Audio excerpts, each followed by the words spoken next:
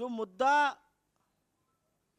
हर TV debate से चीख चीख कर बोला जाना चाहिए, जिस मुद्दे पर अखबार की पहली सुर्खी होनी चाहिए, जिस मुद्दे पर आप जैसे प्रबुद्ध पत्रकारों को सवाल पूछना चाहिए और जिस मुद्दे पर प्रधानमंत्री मोदी की चुप्पी टूटनी चाहिए, वो मुद्दा है बड़े घोटालों का।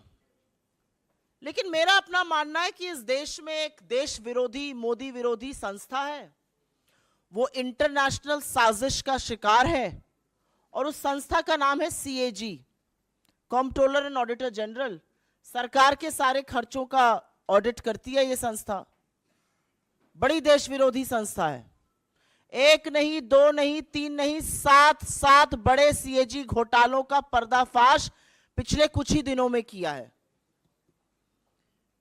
तो मेरा तो अपना मानना है कि प्रधानमंत्री मोदी को तुरंत एक रेड करवानी चाहिए। ईडी, सीबीआई, इनकम टैक्स, जिसकी भी कराना चाहें, ताला लगवाएं इस संस्था पर और जेल भेजने का काम करें सीएजी के इन लोगों को।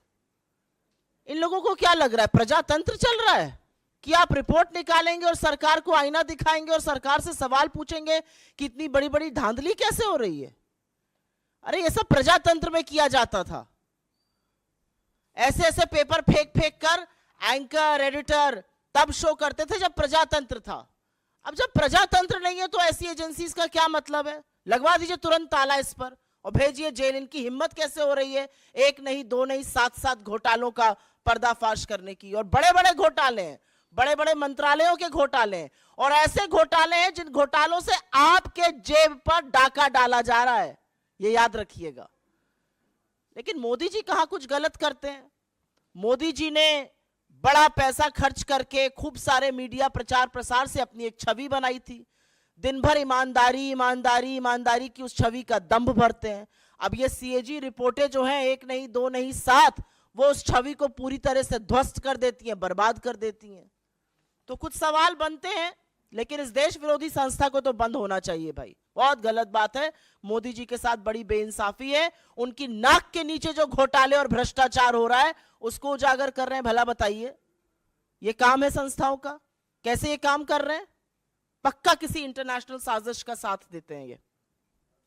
शुरू में करूंगी 7 घोटाले। एक पहला है भारतमाला प्रोजेक्ट से करीब 70-75 हजार किलोमीटर की सड़क बननी थी और इसका पैसा CCA, cabinet committee on economic affairs, जो आर्थिक मामलों की कैबिनेट कमेटी होती है जिसकी अध्यक्षता स्वयं प्रधानमंत्री करते हैं, उन्होंने इसका फंड दिया था।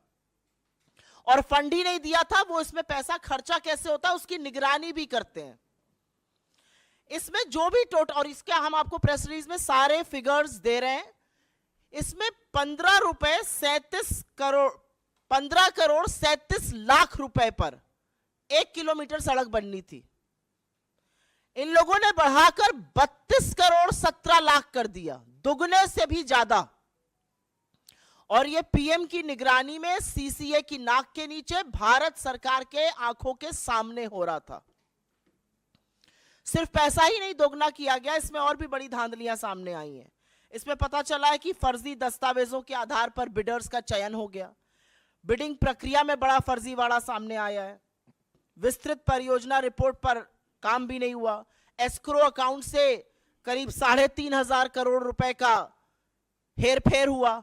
और सबसे बड़ी बात यह है कि इसके किसी भी जब रोड बनता है तो एक सेफ्टी कंसल्टेंट रखा जाता है कि आपके और हमारे जैसे लोग जो इस देश के नागरिक हैं जब सड़क पे चलें तो सुरक्षित रहें। सरकार ने यह भी जरूरी नहीं समझा।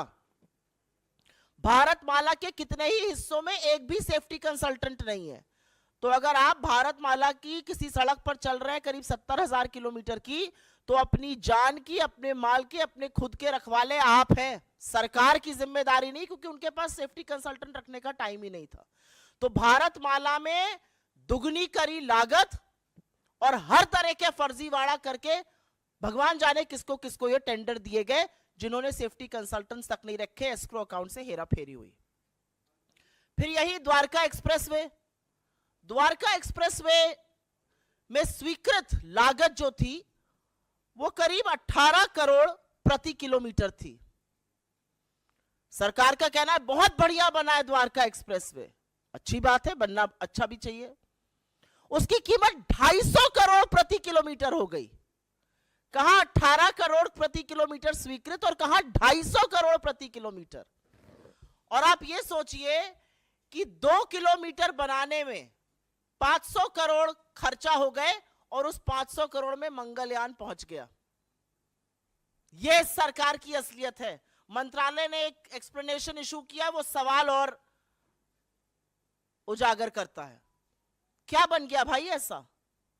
कौन सा ऐसा विश्व का 8वां 9वां अजूबा बना जिसकी कीमत 18 करोड़ से बढ़कर 250 करोड़ प्रति किलोमीटर हो गई? अब ऐसा हाईवे बना होगा जिसमें आप चेहरा देख सकते होंगे, अन्यथा तो इतना कीमत बढ़ना बड़ा मुश्किल का काम है। महंगाई की वजह से इतनी कीमत बढ़ नहीं सकती है क्योंकि एस्केलेशन कॉस्ट उसमें होती है। तो ये कमीशन खोरी है, किसने पैसा खाया इसमें? तीसरी, टोल में लूट। आप सब लोग तो खूब टोल देते होंगे आते जाते वक्त। अगर दिल्ली से मुंबई आज जाना हो तो 6,000 रुपए का तो आप टोल ही दे दीजिएगा सड़कों पर। और मजाक नहीं कर रही हूं, जाकर देखिएगा 6,000 रुपए का टोल दिल्ली से मुंबई अगर आपको दूरी नापनी है सड़क से। NHAI का रूल है कि अगर टोल के पास या टोल वाली जो सड़क है उस पर कंस्ट्रक्शन होता है तो टोल की कॉस्ट 75% कम होगी। ऐसा नहीं किया गया। मात्र 5 टोल बूथों का, मात्र 5 टोल प्लाजा का CAG ने एक रैंडम ऑडिट किया और उसमें पता चला कि करीब करीब 132 करोड़ रुपए अवैध वसूल लिए गए लोगों से। ये मात्र 5 टोल प्लाजाओं की बात कर रही हूं। अगर पूरे देश के टोल प्लाजाओं का ऑडिट हो जाए तो सोचिएगा कितना लाखों करोड़ों का गबन हुआ है। और सड़क पे कौन चल रहा है? सड़क पे धन्ना सेठ चल रहे हैं या आप जैसे और हमारे जैसे मध्यम वर्ग, निम्न मध्यम वर्ग, गरीब लोग चल रहे हैं बसों से, गाड़ियों से, और वो सारा कॉस्ट निकालता है। तो 132 करोड़ तो टोल में लूटे। और एक और ऑडिट में पता चला है कि करीब 135 करोड़ NHAI ने राजस्व का नुकसान किया। एक कंसेशन अग्रीमेंट होता है वो कर करके। आयुष्मान भारत, पूरे वक्त लोकसभा में यही सुनाई दे रहा था, हर जगह प्रधानमंत्री इसकी बात करते हैं। ये तो घोटालों का योजना निकली। आयुष्मान भारत में 7.5 करोड़ लोगों का, 7.5 लाख लोगों का, सॉरी, एक नंबर से रजिस्ट्रेशन हुआ है। आप किसी भी आधार सेंटर जाइए, किसी भी आयुष्मान सेंटर जाइए, वो सबसे पहले आपसे आपका फोन नंबर पूछते हैं। एक नंबर से 7.5 लाख लोगों का रजिस्ट्रेशन। और यही नहीं, आयुष्मान भारत के तहत 88,760, मोटा मोटा 88,000 मान लीजिए, उन रोगियों का भुगतान हुआ है जिनकी मृत्यु हो चुकी थी। मृत लोगों का इलाज दिखाकर क्लेम क्या भुगतान हुआ है। अब ये किसके पास गया है ये नहीं पता, लेकिन लाभार्थी के खाते में तो ये बिल्कुल नहीं गया है। 88,000 मृत लोगों के फ्रेश इलाज का क्लेम दिखाकर उस पर धांधली हुई है। और जैसा कि मैंने आपको बताया, 7.5 लाख लाभार्थी एक नंबर से जुड़े हैं। इनफैक्ट अगर आगे डेटा देखिए तो करीब करीब 1 करोड़ 24 लाख जो हैं वो मात्र कुछ फोन नंबर से जुड़े हुए हैं। भगवान की बात ना हो ऐसा कैसे हो सकता है? और वो राम जो सबके आराध्य है। अयोध्या में एक भव्य राम मंदिर बन रहा है। जमीन में जितनी दलाली भारतीय जनता पार्टी के नेता, SDM, कानूनगो सब मिलकर कर सकते थे, बड़े बड़े नेता, ट्रस्ट के लोग, वो तो खूब हुई। वो आप लोगों ने देखा और सरकार की बेशर्मी कह लीजिए या थेथराई कह लीजिए, एक शब्द उस पर बोला नहीं गया। अब पता चल रहा है कि अयोध्या डेवलपमेंट प्रोजेक्ट में भी खूब धांधली हो रही है। और धांधली ऐसी वैसी नहीं हो रही है। पैसा जो जनता का है वो जा रहा है ठेकेदारों के गल्ले में, अनुचित लाभ पहुंचाया जा रहा है। ऐसे ऐसे ठेकेदारों को GST का भुगतान हो रहा है जिनका रजिस्ट्रेशन कैंसिल हो चुका है। सिंचाई विभाग ने तो ऐसे लोगों को ठेका दे दिया जो अयोग्य थे। जो कार्यान्वयन एजेंसी है उत्तर प्रदेश राजकीय निर्माण निगम, उन्होंने परफॉर्मेंस गारंटी का एक पैसा होता है जो ठेकेदारों से जमा कराना होता है, वो तक जमा नहीं कराया।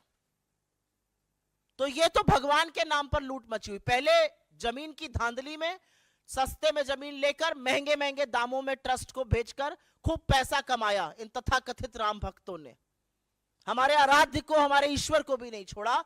और अब उसी अयोध्या डेवलपमेंट प्रोजेक्ट में बड़ा घोटाला सामने आ रहा है कि करीब करीब 20 करोड़ रुपए तो ऐसे ठेकेदारों के गल्ले में गए जो अयोग्य थे। रजिस्ट्रेशन कैंसिल, जीएसटी का भुगतान आ रहा है। ग्रामीण विकास मंत्रालय, रूरल डेवलपमेंट मिनिस्ट्री, ये छठा घोटाला सामने आया है। क्या कहता है ये घोटाला? इसमें पेंशन का एक प्रयोजन होता है। वो पेंशन किसको जाती है? वो पेंशन जाती है वृद्धा पेंशन, विधवा पेंशन और विकलांग पेंशन।